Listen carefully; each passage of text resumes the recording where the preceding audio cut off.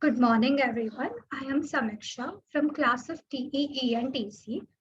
And for today, my topic of research paper review is applying the Internet of Things IoT to biomedical development for surgical research in healthcare professional training. So this research paper has been written by Ian Rubin de la Borbolo, Mark Chikowski, and Trey Turner. So before talking about the research paper and describing about the research paper, I would like to give the introduction and just a brief about what my topic is. So what is biomedical development or the research? So biomedical development for surgical research is the broad area of science that looks for ways to prevent and treat diseases that causes illness and death in people.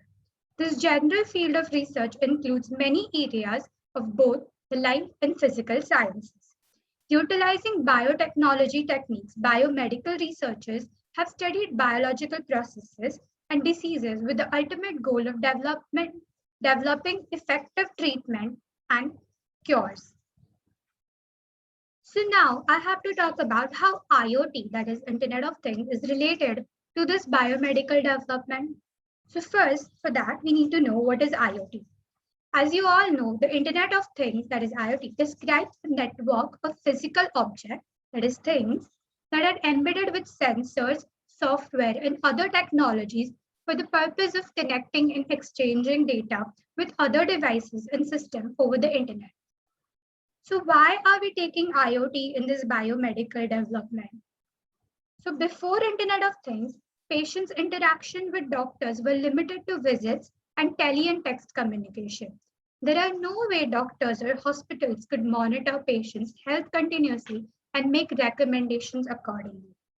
So Internet of Things, that is IoT-enabled devices, have made remote monitoring in the healthcare sector possible, unleashing potential to keep patients safe and healthy and empowering physicians to deliver superlative care.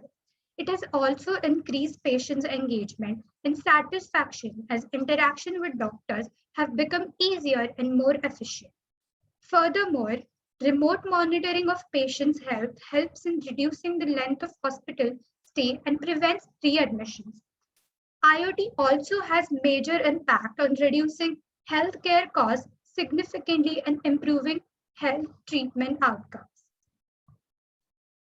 IoT is undoubtedly transforming the healthcare industry by redefining space of these devices and people interaction in developing healthcare solutions and benefit the patients, families, and physicians, hospitals, and insurance companies. So there are following factors that has IoT been related to. So IoT for patients, IoT for physicians in hospitals and health insurance company has had a great impact on our life. Following are the instruments that have been made using IoT devices. BP monitor, headset that measured brain waves, glucose monitor, ECG monitor, or any wearable technology have been made to help the patients and the surgeons to do the medical procedures. Moving on to the next slide. So here, now I'll be describing about my paper review. Here we have talked about how surgeons and medical equipments have been used in this IoT sectors. So fixture layout. For this project, we developed a fixture. In this report, it's been developed a fixture comprised hardware and software, allowing surgeons the ability to practice biocortical techniques on a simulated femur model. This specific procedure was chosen for the difficulty in obtaining learn quantitative approaches and understanding patients under risk associated with underdeveloped techniques. As described, to learn skills is critical in minimizing regional muscle deformation. The overall system incorporates three hardware components. As you can see in this diagram, we have a user input, the fixture, and IoT. The user input is comprised of a single controller unit which supports existing instruments and implants and records data about the surgical techniques during this procedure. The fixture outfitted with responsive control and sensors to detect changes in characteristics via femoral interface in left and right fixed outputs. The fixture output and processes the data captured through control units and displays these values in real time on a monitor for each user. The data may be structured and stored through the IoT interface locally or pushed to the cloud environment for integration with existing data information. Then we have fixed architecture. This will show the surgeons how the process have been developed and how the architecture have been developed for a particular instrumentation. Following figures in this PPT have been taken from the paper review report, which is written by the author that I have mentioned before. All these images were there in the report. Now I'll be explaining this block diagram each by each. So this figure 2 highlights the input and output data of the biomedical trainer. Input includes needs assessment, surgeon requirements, data and software content. The outputs are categorized into 3 groups. Collection for data gathering, simulation, which represents visualization of gathered. So this represents the fixture architecture. Now the next segment we have user interaction and sensor selection. With these, the surgeons and the biodevelopment could easily understand how the medical process and what things have been required. This project required an improved user interaction with the fixture. Currently, cadaver labs, sorbent training, models, and operating room with skilled surgeons are the standard training methods for residents in biomedical programs. However, none of these methods mimic the feel of the bone with the soft tissues while providing quantitative feedback similar to how a biomedical trainer operates. We use needs assessments and surgeon's preference to design a fixture as close as possible to the actual surgery. The fixture takes into account the tactile feedback required to best simulate a cadaver or operating room procedures and mechanisms within the trainer have been developed to allow for an active biomedical response with engagement. Now we have sensor selection. Obviously, we need a sensor and a proper sensor for a surgery and the equipment to be made. We selected for this project, as the author said, we selected a microchip and sensor to meet calibration requirement for controlling the variety of signal variants generated within the hardware fixture and interface.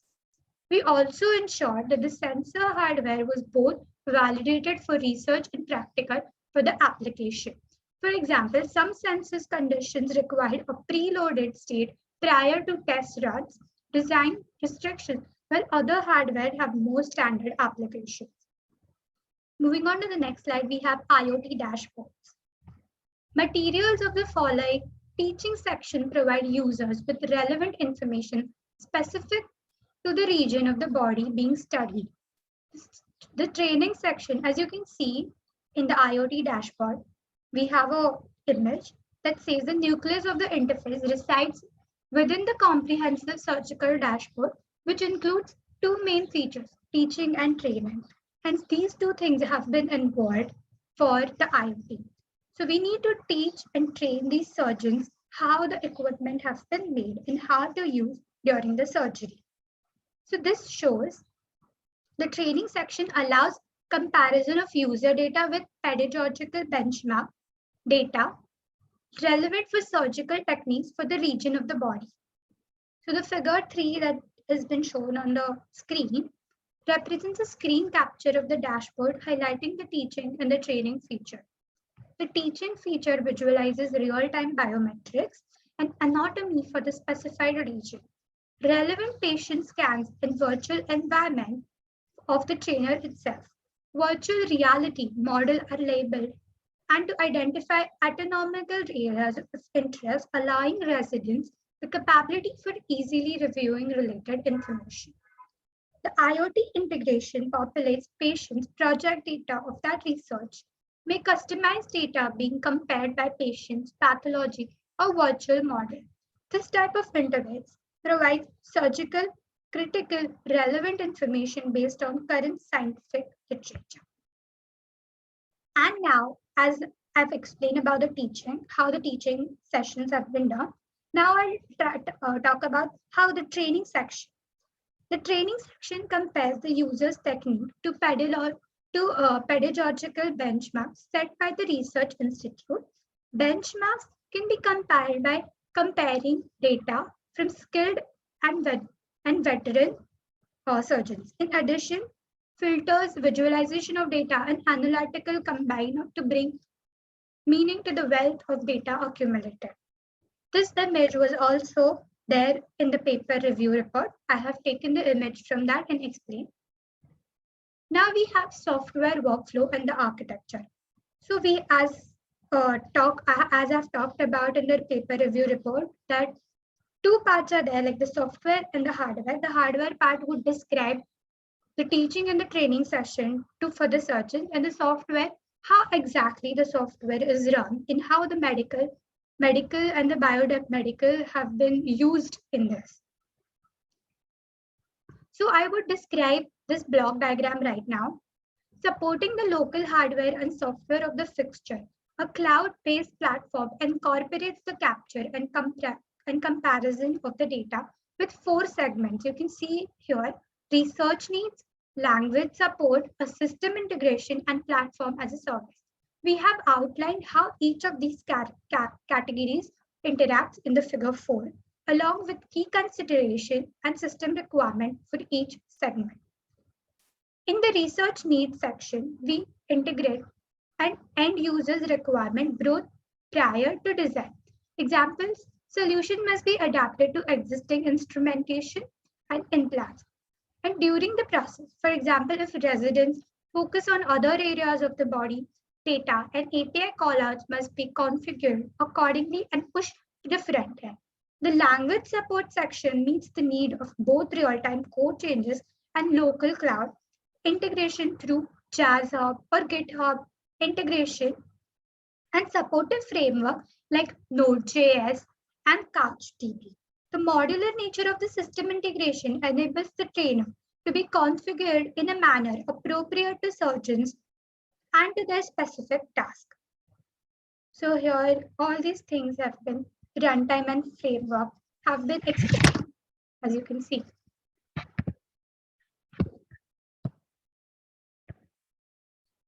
So moving on to the next slide, we have results and conclusion. So the figure 5 is a screenshot from the dashboard.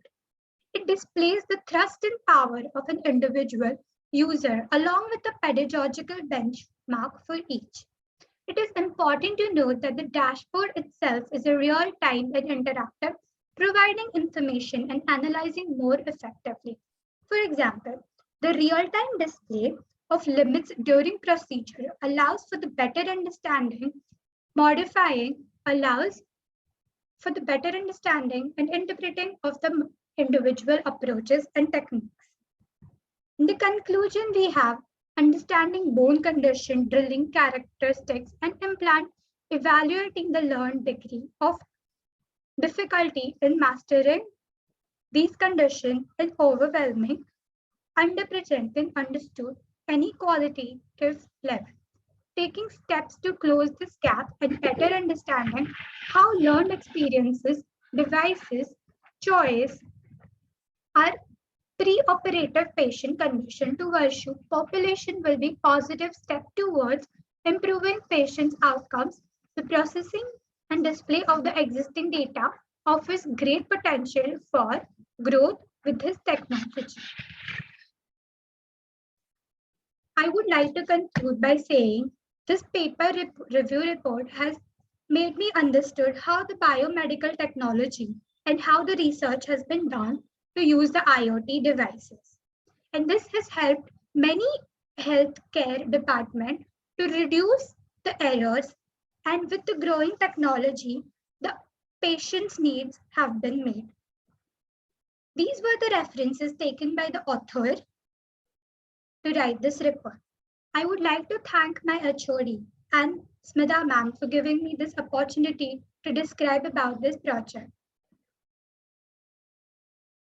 I would just stop recording. Thank you everyone for watching this video.